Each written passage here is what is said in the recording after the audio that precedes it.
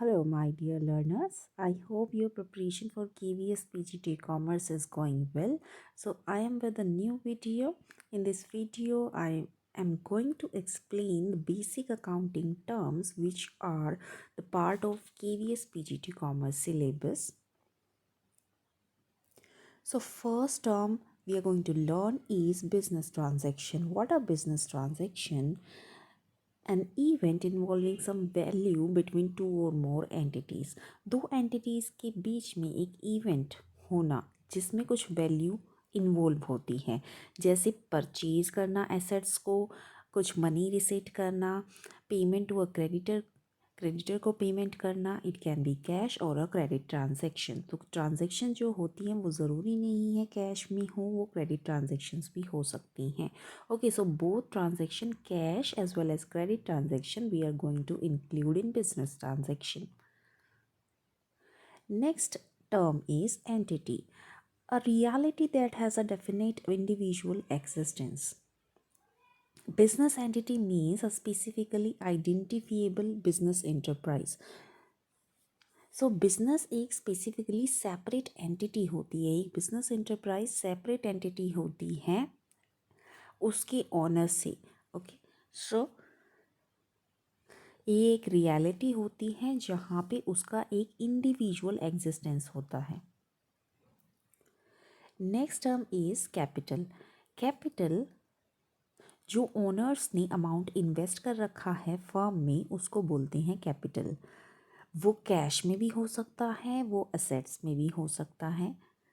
Capital is an obligation for business entity and a claim on the assets of business. Okay, so ये business entity के ऊपर एक obligation होती है. Okay, so जैसे owners ने कैपिटल अगर कंट्रीब्यूट करी है तो बिजनेस उस कैपिटल पर ओनर्स को कुछ रिटर्न्स प्रोवाइड करता है. Drawings, next term is drawings. Withdrawal of money and goods by the owner from the business for personal use is known as drawings. जब जो बिजनेस के ऑनर्स हैं अपनी पर्सनल यूज़ के लिए मनी विड्रॉ करते हैं उसको बोलते हैं drawings. It reduces the investment of the honours. Obviously अगर वो कैपिटल जो भी अमाउंट लगा होता है बिजनेस में अगर उससे वो अमाउंट निकाल लेते हैं तो वो जो इन्वेस्टमेंट का अमाउंट है वो रिड्यूस हो जाएगा.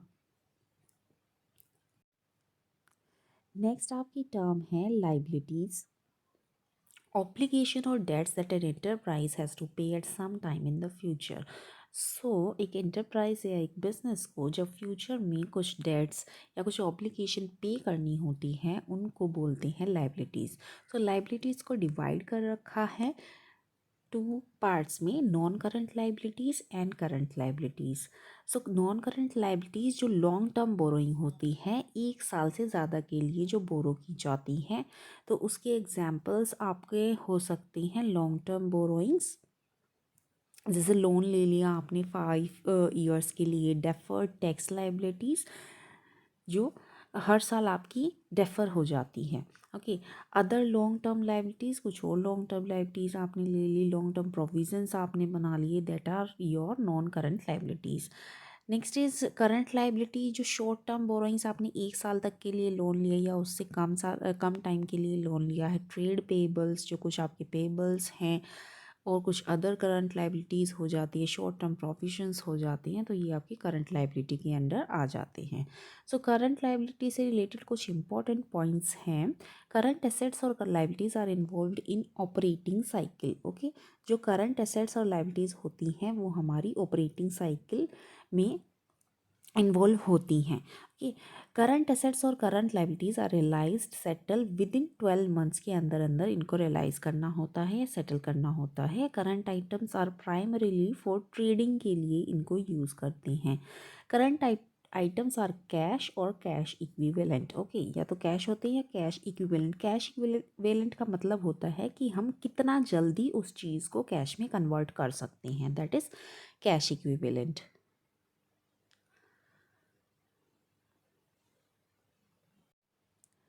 Next term is assets. Assets are economic resource of an enterprise that can be usefully expressed in monetary terms. So एक जो भी एक enterprise के economic resources होते हैं हम उनको assets बोलते हैं और जिनको हम monetary terms में express करते हैं.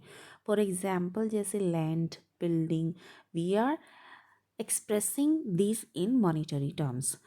So current assets also classified into non-current assets and current assets. So let us see first non-current assets.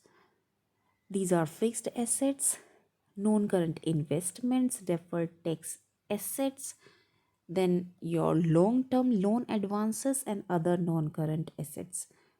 Acha, here you have to see fixed assets also divided into four parts, that is tangible assets, those are assets we can touch, okay, like land, building. Next, intangible assets, those assets which we cannot touch, okay, for example patents, goodwill. Then capital work in progress. Then your intangible assets under development, okay. Next your current assets. Current assets में क्या आता है? Current assets में आपके आ जाते हैं current investment, inventories, other current assets, trade receivable, short term loan and advances, cash and cash equivalent. Next term is expenditure. Spending money on or incurring a liability for some benefit, service or property received is called expenditure.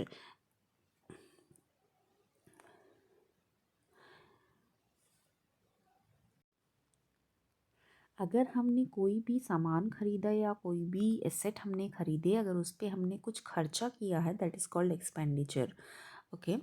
जैसे goods हमने purchase करी हैं तो वहाँ से goods अपने business enterprise तक पहुँचाने के लिए या अपनी फैक्ट्री में पहुँचाने के लिए आपने ट्रांसपोर्टेशन का खर्चा किया, that is expenditure, okay. Next is most important term, that is revenue expenditure and capital expenditure. अच्छा, रिवेन्यू एक्सपेंडिचर क्या होती हैं? जिनका बेनिफिट एग्जॉस्ट हो जाता है एक साल के अंदर अंदर, ओके, और इनको हम एज एन एक्सपेंस मानते हैं. रिवेन्यू एक्सपेंडिचर फॉर एग्जांपल आप ले सकते हो रेंट पे करना, ओके, सैलरीज पे करना, ओके. कैपिटल एक्सपेंडिचर जहाँ पे जो बेनिफिट जो होता है, अगर आप ये खर्चे करते हो, इनका बेनिफिट आपको मिलता है एक साल से ज़्यादा तक, ओके, और इनको हम ट्रीट करते हैं as an asset. For example अगर मान लो if I am the owner of a theatre and I am spending money on the space extension inside the theatre, so वो जो खर्चा मैंने किया वो मुझे एक साल से ज़्यादा साल तक के लिए मुझे फ़ायदा देगा, okay. So that will be treated as your capital expenditure and it will be treated as an asset.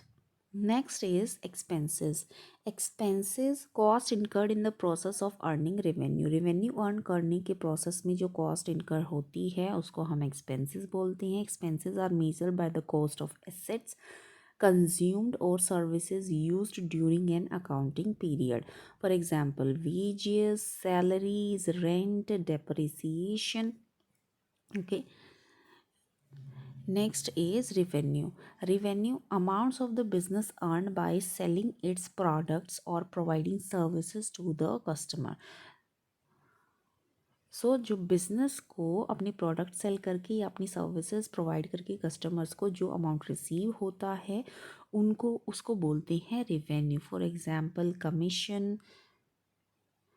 Commission, dividend, interest. Revenue is also called income. इसको हम इनकम भी बोलते हैं.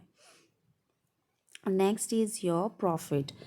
What is profit? The excess of revenue of a period over its related expenses during an accounting year is profit. Okay. जितना हमने पैसे कमाए और उसमें से अगर हम माइनस कर दे पूरा खर्चा एक साल में जितना हुआ तो जो अगर वो ज़्यादा है रेवेन्यू उस खर्चे से, तो हम कहते हैं कि वो टर्म प्रॉफिट है। It increases the investment of the owner. जो प्रॉफिट होता है वो ओनर्स की इन्वेस्टमेंट को बढ़ा देता है। Next is gain, a profit that arises from events or transaction which are incidental। ऐसे जो events या transaction जो incidental होते हैं बिजनेस के लिए, उनको हाँ, और उससे जो profit arise होता है उसको हम gain बोलते हैं। ओके, जैसे कोई कोर्ट केस विन कर लिया, सो उससे अगर हमें कुछ मनी मिला तो उसको हम गेन बोलेंगे, ना कि प्रॉफिट बोलेंगे। ओके, किसी एसेट की वैल्यू में अप्रिसिएट हो गई, ओके, तो उसको हम गेन बोलेंगे। Next is loss. लॉस, अगर रिवेन्यू ज़्यादा हो जाता है एक्सपेंसेस से, तो उसको हम क्या बोलते हैं, उसको प्रॉफिट बोलते हैं। अगर एक्सपेंसेस ज़्यादा हो जाते हैं रिवेन्यू से, उसको हम बोलेंगे loss. It decreases owners equity, owners की इक्विटी को डिक्रीज कर देता है। जैसे गुड्स लॉस्ट बाय थेफ्ट, किसी ने हमारे गुड्स चोरी कर लिए तो उससे हमें क्या हो गया, लॉस हो गया। Next is discount. Discount deduction in the price of goods sold. जो हम गुड्स से बेच रहे हैं उसके प्राइस में, उसके प्राइस को कम कर देना, दैट इज़ डिस्काउंट। और ये डिस्काउंट होता है trade discount and cash discount. So trade discount offering deduction of agreed percentage of list price at the time of selling goods. जब हम गुड्स को बेचते हैं उसके लिस्ट प्राइस में से कुछ परसेंटेज कम कर देना, that is called trade discount. और यहाँ पे मैन्युफैक्चरर प्रोवाइड करते हैं इसको होल सेलर्स को, और होल सेलर्स प्रोवाइड करते हैं रिटेलर्स को। ओके, और कैश डिस्काउंट कब देते हैं, deduction at given at the time of payment of on the amount payable. Okay, हमें कोई अमाउंट पे करना है, किसी कस्टमर को अमाउंट पे करना है। ओके, सो अमाउंट टाइम पे अगर कस्टमर से पे करवाना है तो हम बोल देते हैं कि हम आपको 5% डिस्काउंट दे देंगे अगर आप पेमेंट ऑन टाइम कर दोगे या उससे पहले कर दोगे, that is called cash discount. So इसमें है encourages prompt payment by the debtors. और डेटर्स को ये स्पेसिफिकली दिया जाता है ताकि वो पेमेंट जल्दी कर दें या टाइम से कर दें।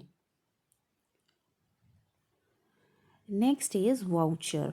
वाउचर ये होते हैं आपकी documentary evidence in support of a transaction, invoice, cash memo. Okay, so voucher इसको इनको हम सोर्स डॉक्यूमेंट्स भी बोलते हैं, और ये प्रूफ होते हैं, एविडेंस होते हैं किसी भी ट्रांजैक्शन का, बिजनेस की। Next, goods. It refers to the products in which the business unit is dealing. जो भी हमारे प्रोडक्ट्स होते हैं बिजनेस, जो बिजनेस है जिनमें डील करता है, that are called goods. Okay, in terms of buying and selling और प्रोड्यूसिंग एंड सेलिंग। ओके, जो भी अगर मान लो कोई भी, suppose I am doing business of selling chairs. Okay, so I am producing chairs and I am selling chairs. Okay, suppose if I am purchasing a fan and I am selling it just once in a year, so that fan will be good for me. That fan will come under goods term, no, that fan, because मैं उस fan को एक ही बार ख़रीद रही हूँ और एक ही बार बेच रही हूँ। लेकिन जो मेरा बिजनेस है वो तो चेयर बनाने का है। चेयर मैं प्रोड्यूस कर रही हूँ और मैं सेल कर रही हूँ पूरे साल। Okay, so that will be the goods for me. Next, purchases. Total amount of goods procured by a business on credit और on cash for use or sale. Okay, so जैसे फॉर एग्जांपल, जैसे मैं chairs का business था, मैं chairs produce नहीं कर रही हूँ, मैं कहीं से ख़रीद के फिर बेच रही हूँ, that will be the purchases for me. या तो मैं क्रेडिट पे सेल कर लेती हूँ या मैं कैश पे परचेज कर लेती हूँ।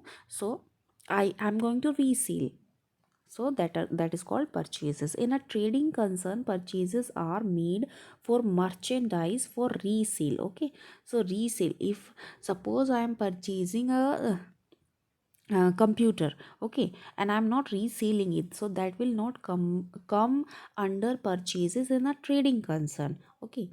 Next, if a manufacturing concern, raw materials are purchased, processed further into finished goods and then sold, okay. So अगर मैन्युफैक्चरिंग की हम बात करें तो रॉ मटेरियल हम परचेज करेंगे, सो that will also come under purchases. उनको प्रोसेस किया जाएगा रॉ मटेरियल को, और फिनिश्ड गुड में कन्वर्ट किया जाएगा, और फिर उन्हें सॉल्व किया सेल किया जाएगा।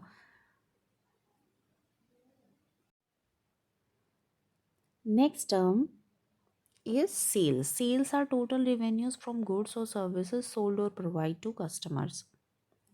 Okay. सो टोटल रेवेन्यू हमारा जितना होता है, जो भी सामान हम बेच देते हैं कस्टमर्स को, that is called sales. Sales में भी कैश भी हो सकती है और क्रेडिट भी हो सकती है। Next is your stock. Stock is a measure of something on hand, goods, pairs and other item in a business. जो हमारे पास सामान हमने बेचने के लिए बनाया, लेकिन सारा सामान हमारा नहीं बिका, कुछ सामान हमारा बच गया, so that is called stock. Okay. Next है डेटर्स। डेटर्स कौन होते हैं? जिनको हमें पैसे देने होते हैं, ओके। मीन्स जिनसे, suppose you are the owner of a business and some person take money from you and you have to collect money from them, okay, they will provide you money, and you have given money to them on credit, okay। so ऐसे लोग जिनको आपने credit पे पैसा दिया है, that is those person will be called debtors. Next creditors. Creditors कौन से होंगे? जिनसे हमने पैसा ले रखा है, ओके, हमने किसी पर्सन को पैसे देने हैं, ओके। पर्सन और other entities who have to be paid by an enterprise. एक एंटरप्राइज जो बिजनेस होगा वो पे करेगा for providing the enterprise goods and service, और उनसे हमने क्रेडिट पे कुछ खरीदा है। So these were your important terms these terms are included in your KVS PGT Commerce syllabus. So we have completed the first unit, Introduction to Accounting.